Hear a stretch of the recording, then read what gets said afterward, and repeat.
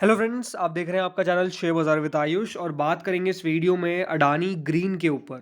तो आज अडानी ग्रीन में फिर वही था कि लोअर सर्किट स्टॉक आज फिर लोअर सर्किट में बंद हुआ और लगातार जो गिरावट चल रही है वो लगातार चल ही रही है, लगातार शेयर नीचे आ ही रहा है और कोई भी मूव जो है वो आपको अडानी ग्रीन के स्टॉक में नज़र नहीं आ रहा है। इस प्रकार की गिरावट डेफिनेटली दोस्तों एक्सपेक्ट करना ही अपने आप में काफ़ी ज़्यादा ये चौंकाने वाला है, क्योंकि इतना ज़्यादा गिरावट इस साल की शुरुआत से स्टॉक जो है वो ऑलमोस्ट 72% डाउन है। और अगर मैं इसको बात करता हूँ कि ऑलमोस्ट ए डे अगर यहाँ पे जो हाई था वहाँ से स्टॉक जो है वो 75-76% ऑलरेडी नीचे है। तो आई थिंक जो जो गिरावट हम देख रहे हैं अडानी ग्रीन के अंदर अनडाउटेडली ये बहुत ज़्यादा देखिए दिक्कत वाली है। और इसीलिए अब कह सकते हैं कि इन्वेस्टर जो मतलब 1500 के लेवल पे लेके बैठा है, 1900 के लेवल पे लेके बैठा है, 2000 के लेवल पे लेके बैठा है या फिर 1000 के लेवल पे भी लेके बैठा है, काफ़ी बड़ा नुकसान वो बेचारा झेल रहा है। और अनडाउटेडली जो कहते हैं ना कि खून के आंसू, वो ही देखिए स्टॉक अभी दिखा रहा है, क्योंकि इस प्रकार की गिरावट लगातार चल रही है और कोई भी यहाँ पर ऐसा संकेत भी नहीं दिख रहा है अडानी ग्रीन के स्टॉक में कि यहाँ से स्टॉक जो है वो बेसिकली कोई तेज़ी कर पाएगा।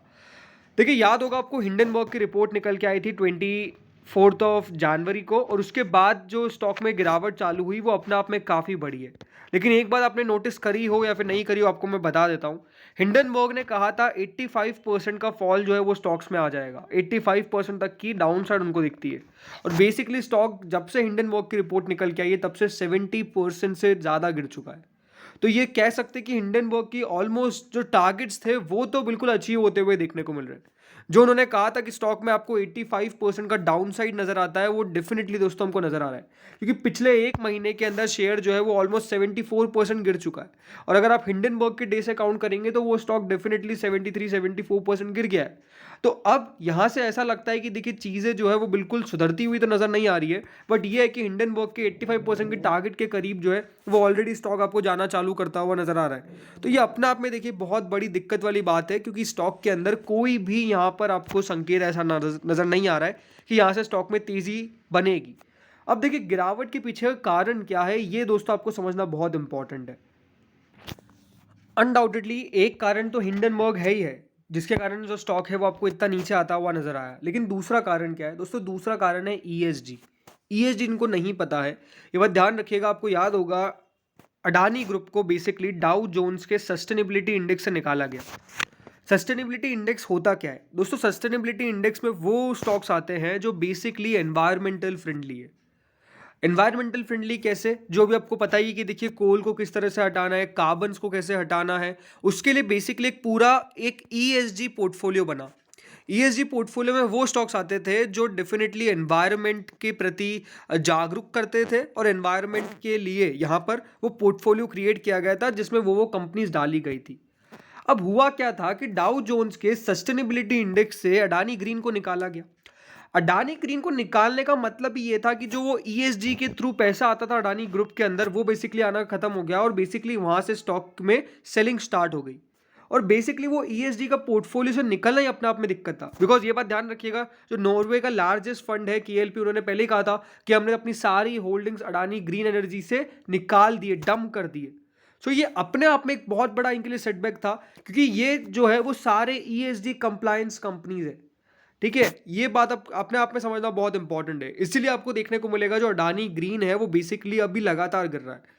और लगातार क्या, स्टॉक के अंदर कोई भी यहाँ पर आपको संकेत देखने को नहीं मिल रहा है, क्योंकि जो ईएसजी मार्केट के इन्वेस्टर्स है वो डेफिनेटली काफ़ी ज़्यादा चिंतित है फाइनेंसिंग एग्रीमेंट्स को लेकर, अडानी ग्रुप के अडानी ग्रीन को लेकर। और इसीलिए मुझे लगता है कि सबसे बड़ा कारण अगर आप ढूंढने जाएंगे ना अडानी ग्रीन के गिरने का, तो वो बेसिकली उसके ईएसजी पोर्टफोलियो का दिक्कत है, बिकॉज वो ईएसजी से निकल गया।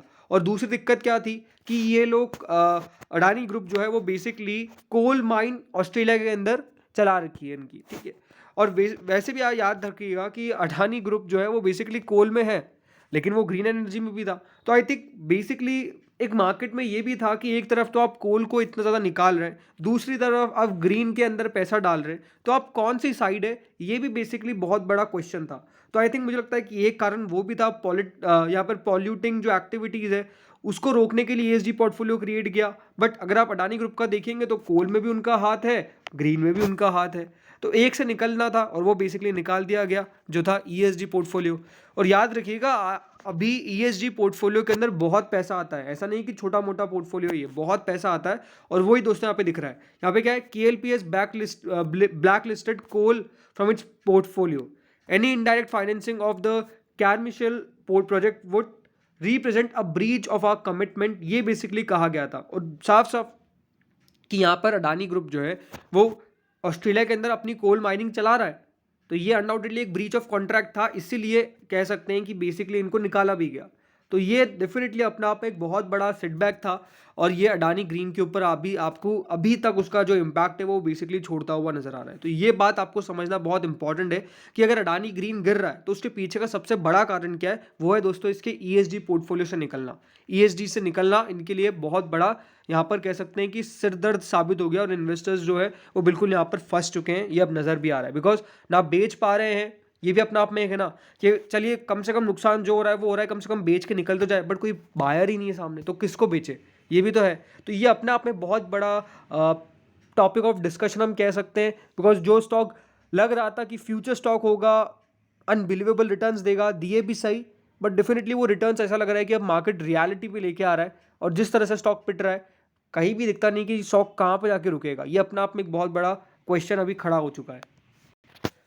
इसलिए ये मुझे लगता है कि शेयर होल्डिंग पैटर्न भी जो उसका आप देखेंगे ना, जिसमें अभी FIS का करीबन 15.14% का हिस्सेदारी है, इसमें हो सकता है कि आपको एक मेजर चेंज आता हुआ देखने को मिले। बिकॉज मुझे लगता है कि फॉरेन इन्वेस्टर्स ने अनडाउटेडली डंप तो किया है स्टॉक को, ऐसा हो ही नहीं सकता कि उनकी तरह बेचा ना गया हो, क्योंकि इतना शेयर गिरना अपने आप में पॉसिबल नहीं था, राइट। पब्लिक की होल्डिंग 22.70% की अभी ज़रूर है, लेकिन इसमें बात ध्यान रखिएगा एक कंपनी है यूनिवर्सल ट्रेड एंड इन्वेस्टमेंट जिसकी 16% की है, तो ज़्यादा 6% के आसपास बचता है ओवरऑल जो पब्लिक के पास आपको पैसा देखने को मिलेगा।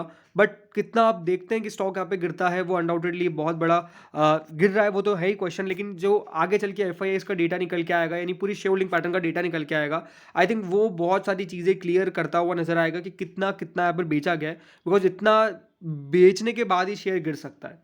प्रमोटर्स ने बेचा है, प्रमोटर्स देखिए लगता तो नहीं कि प्रमोटर्स बेचेंगे, बट ये FIIs ने क्या बेचा है, कितना बेचा है, ये अपने आप में एक बहुत बड़ा क्वेश्चन है जो डेफिनेटली अब आपको पता चलेगा आफ्टर मार्च, उसके लिए तो वेट करना ही पड़ेगा।